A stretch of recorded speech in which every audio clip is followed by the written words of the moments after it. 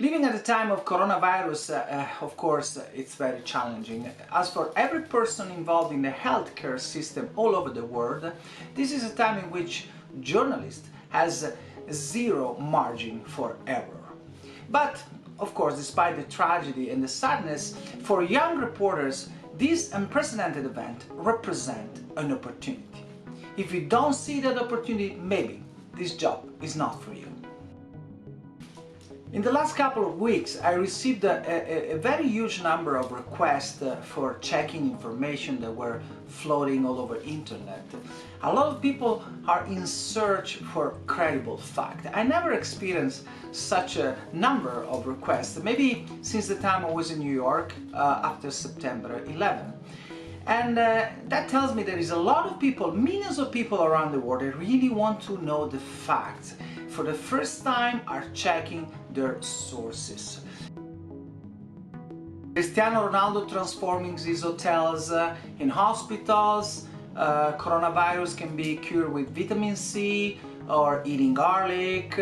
Well, coronavirus is a big plot from Soviet Union in the 50s. No, wait a second, it's the CIA. Well, this is about some of the crap that is circulating over the media, and this is the reason why people need proper information. Sloppy journalism will be wiped away only because now the crave for fact is so high that it's up to you as a young reporter, as a not so young reporter as well, to provide what people need. But the question is, are you ready to cope with what is now called infodemic, this virus of fake news that it's even more viral and more dangerous of the virus itself? Are you ready, really? Well, there's cases that show that maybe we're not ready. There is, for example, a few weeks ago, a case that is related to Ukraine. At one moment, plane from China, from the city of Wuhan, where the virus first was detected a few months back, landed in Ukraine. And the 72 people on board were all tested negative. But some so-called reporter spread the voice that those people were not negative. Actually, they were positive. And they were being taken in this small town in a hospital just to be quarantined. I want you to take note of the name of the place, of the village in Ukraine, and I want you to research to see what happened after this piece of information was spread all over the media.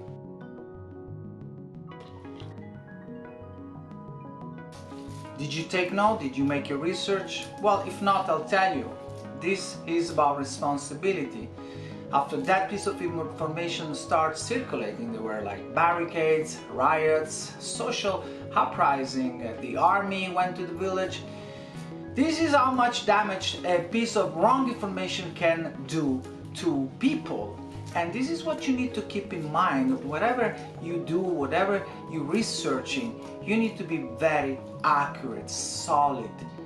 And in time of urgency like this one, if you make a mistake, nobody's infallible, you can make a mistake. But if you do, then you apologize and you move on. People will read you, will follow you, and people will forgive you if you are honest. And remember, you can lose your credibility only once in your life. When it's lost, it's gone. It doesn't come back ever again. So you must treasure your credibility, and to do so, you need to do your job properly. Of course, it's not easy. Of course, it's a challenge. Also because now one of the viruses that are really infecting the media, the industry of information, is the one that doesn't make you able to define what is representation and what is reality. The city of Wuhan, where again the virus was first detected, it has a population of 11 million. China, the whole China, has a population of 1.4 billion. Well, you know, if you say that the virus is typical from China, is a Chinese virus, let's say, yeah, you're making a representation. It's very far from reality. This is like, you know, saying Trump when he defines coronavirus like a foreign virus. This is a representation.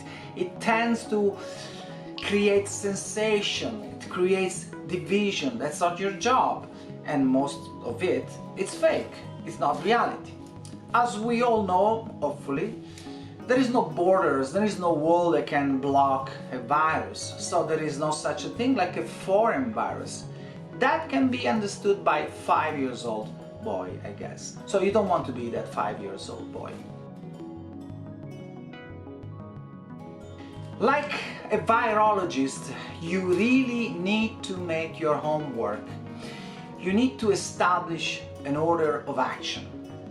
First, you look for a few reliable sources of information, someone that you trust, someone that you know is not letting you down. Not many, just a few, but you need really to be sure what you're reading. Second, you talk to experts. You try to gain as much knowledge as you can. You need to manage the content in a way that makes you feel comfortable. Not too comfortable, because you need to doubt all the time, but at least a little more, in a way, familiar with what you're talking about. Third, not definitely the least important, you don't stay attached to the news day and night. You establish cycle. Staying all the time glued to your screen looking for information, it creates anxiety, especially on this time of urgency. You don't want to be anxious. Anxiety is not good for a journalist. It takes your balance away. You need to detach yourself. In few words, your job is about to be accurate as much as you can. And again, you don't have to be the first to break the news, especially when in play there is the fate of a community, people, lives. You need to be accurate, not fast. As you might have noticed, the culture of breaking news is dying. Now it's time for investigative journalists to go deep into things. So take your time, take a heavy breath just to realize what you're doing before you make what you're doing public. To simplify the message, I would say that you have to embrace ethics. If you embrace ethics as a journalist, you have a good chance to live a longer professional life. If you drop your ethics running around or following some cheap lead or cheap breaking news, well, you are like a virus, and sooner or later you'll get extinct. I hope you're having a good day at work. Good luck.